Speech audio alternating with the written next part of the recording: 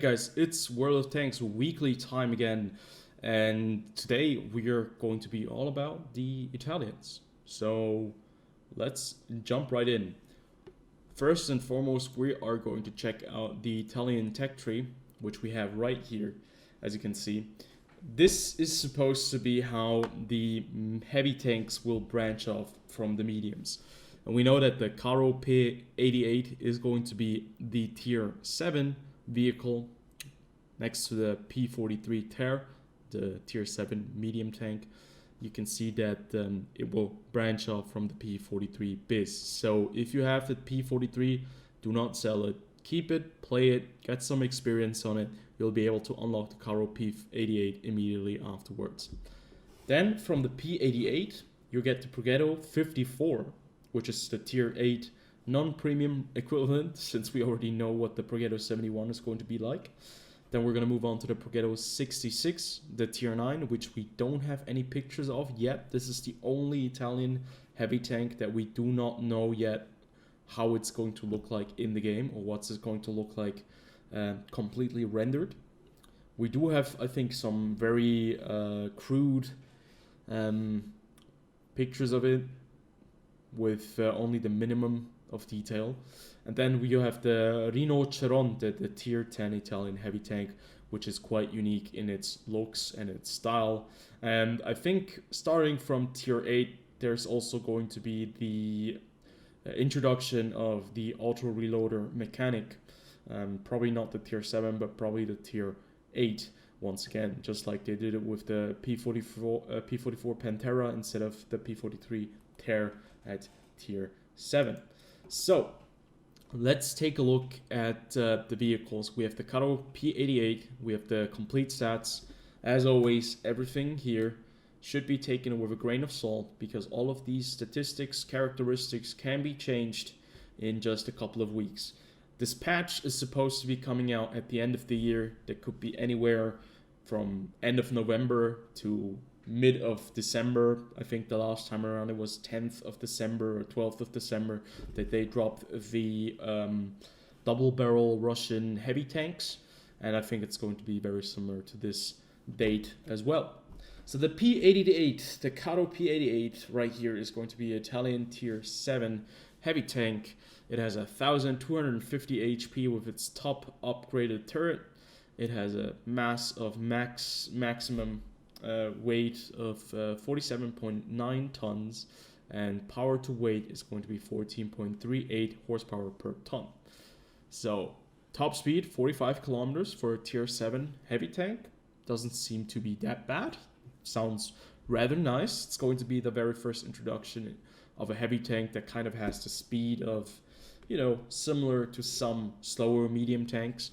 And that's going to be quite interesting. As I already mentioned, I think the Italians will be great vehicles for transition players that like to play medium tanks but want to get into heavy tanks. They can try out this one.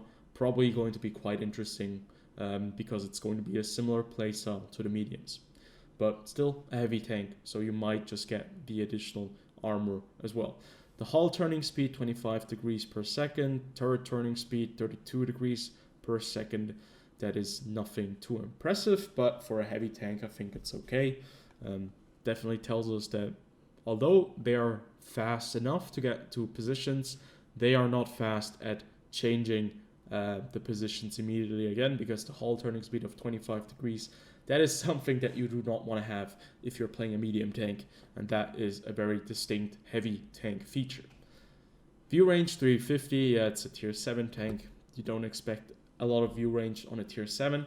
Hull armor is 100mm thick at the front. You have some nice angling as well. Might be effective to maybe 100, 160, 170mm of armor. For tier 7, sounds pretty neat. Looks like T29 maybe in the same category from the hull, but you have this massive lower plate right here, which is probably going to be the weak spot if you think about it. Doesn't have any kind of machine gun nub out here, so at least there's no visible immediate weak spot on the hull. And yeah, it looks decent enough from the stats. 100mm, 60 on the side, 20 on the rear. Be very careful, 20mm on the rear, that is not a lot. That is on the level of the Americans high explosive shells will definitely be a problem if somebody gets around you.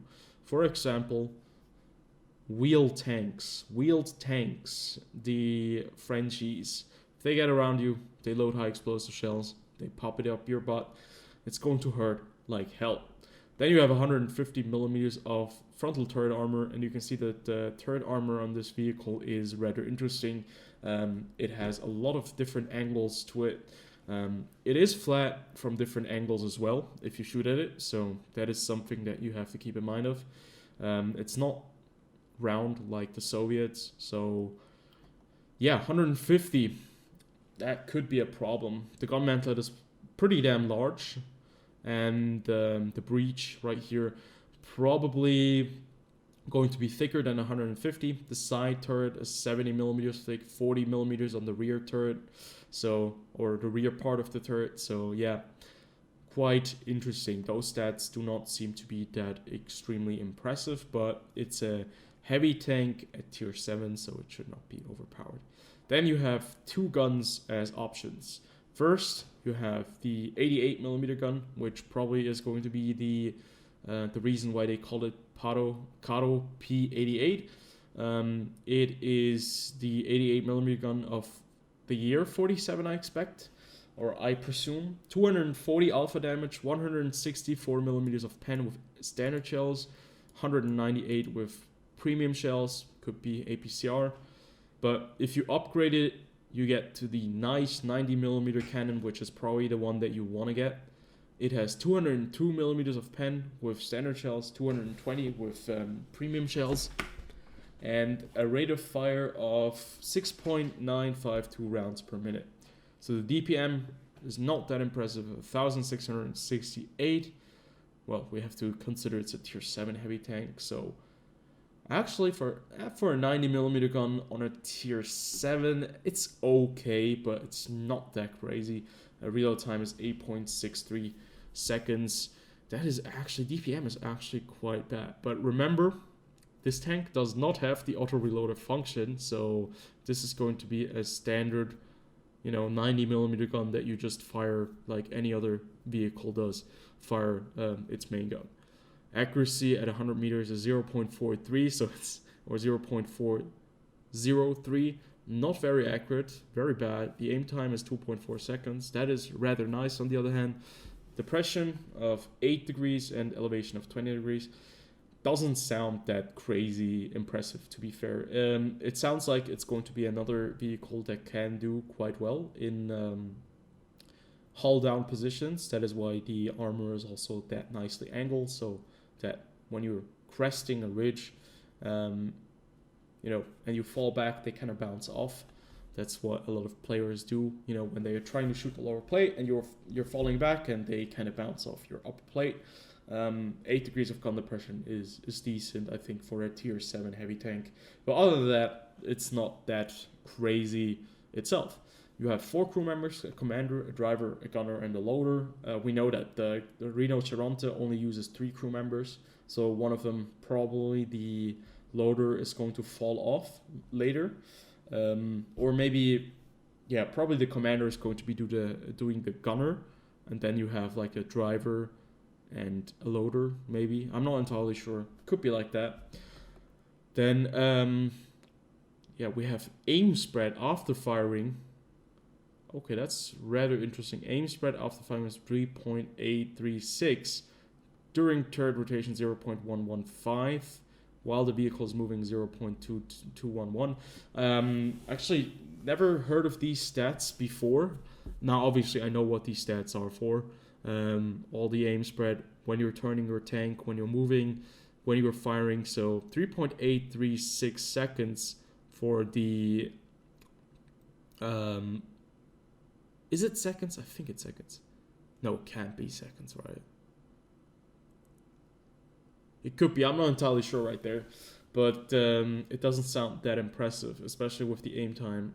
Or not the aim time, but the accuracy of 0.03. But we're just going to ignore these values right there before I say any weird, dumb stuff.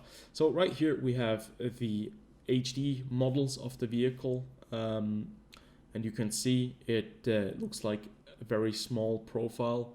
and it looks like a very long boy from the pictures. It's a very long, and it looks like really like German tank, not German tank design, but Italian tank design. If you remember the Italian tanks at the beginning of World War II, maybe through World War II as well, they always had like the same kind of look to them. I'm not entirely sure what it's called, but the most used one, the 42, it actually looks similar to it, but just in a longer version. So yeah, as always, all the links will be in the description below. Check it out for yourself. Support the site. It's great, and paint a picture for yourself so you know what it's like. Then we're moving on to the Progetto 54, and this is the Tier 8 Italian heavy tank, and it actually looks a lot more interesting already. This tank has 1450 HP.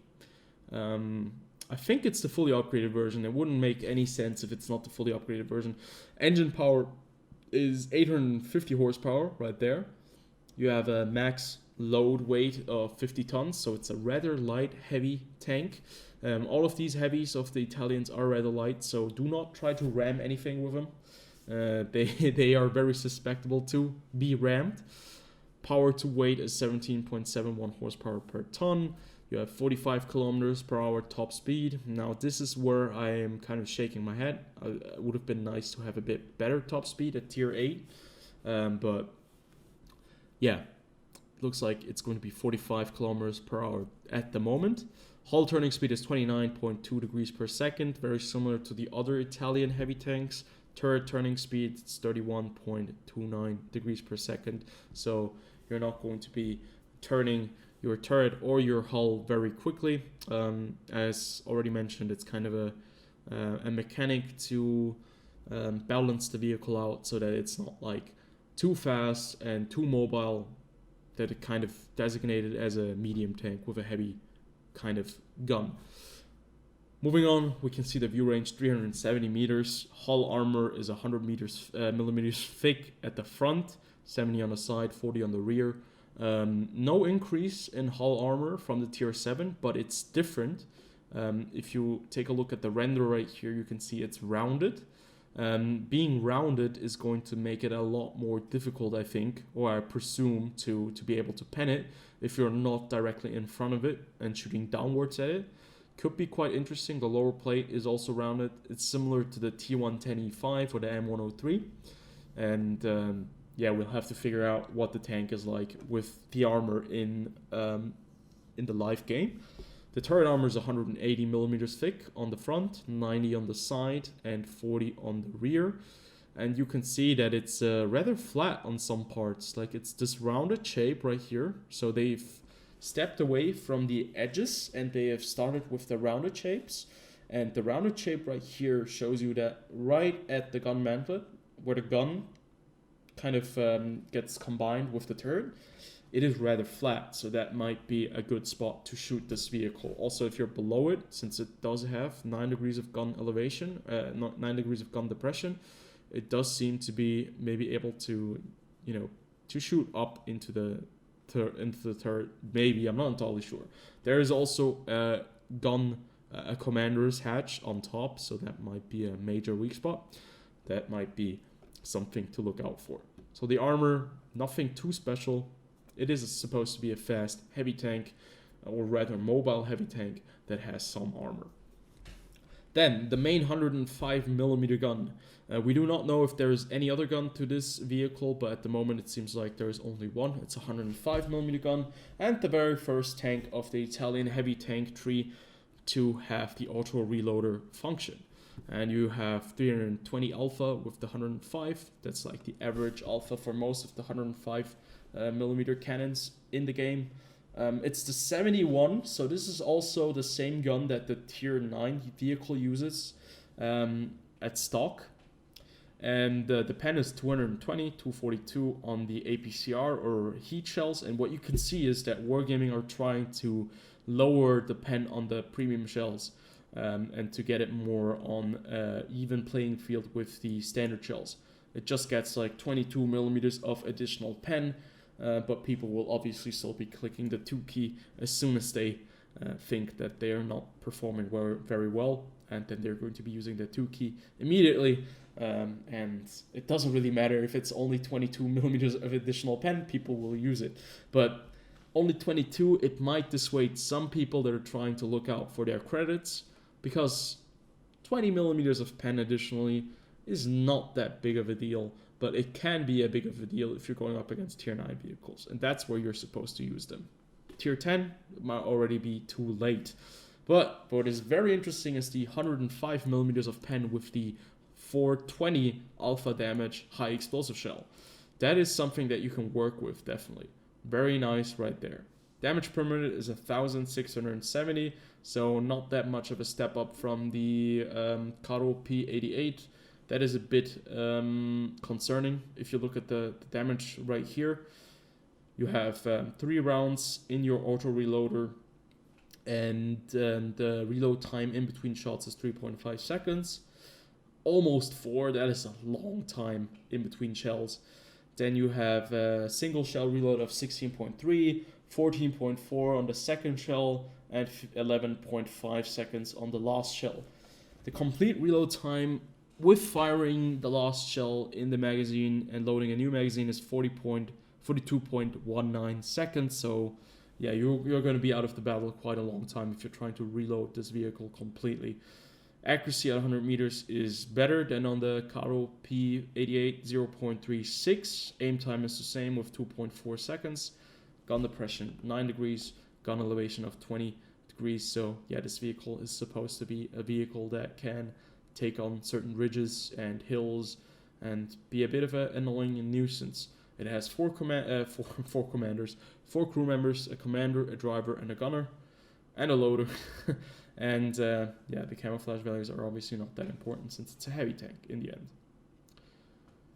So yeah, that's what we have right now. These are all the informations that we have. Doesn't seem to be overpowered. It seems to be rather underpowered at the moment, especially with the damage per minute. Looks like Wargaming are taking a very, what do you call it, a very cautious approach to the Italian heavy tanks, and I think that is a good way for them to go about their business. You can still make them better in later stages now in the test server if they're underperforming, and you know, start off on a lower step before you go all the way too crazy into it. People get super excited, then you nerf it to crap.